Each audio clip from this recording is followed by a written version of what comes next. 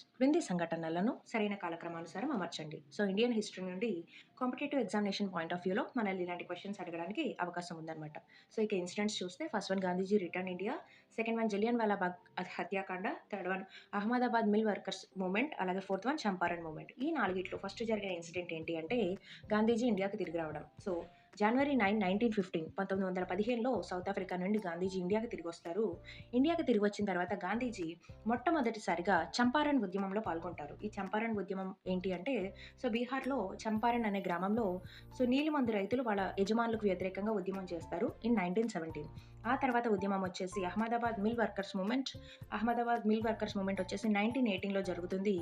Mill workers వాళ్ళ యొక్క salaries, wages పెంచమని సత్యాగ్రహాన్ని నిర్వహిస్తారు. And the last incident here is Jallian Walabagh హత్యాకాండ. ఇది 1919లో జరుగుతుంది. సో, జలియన్ వాలాబాగ్ హత్యాకాండకి కారణమైన బ్రిటిష్ వారు చేసిన చట్టం ఏమిటో మీకు తెలిస్తే తప్పకుండా కామెంట్ చేయండి.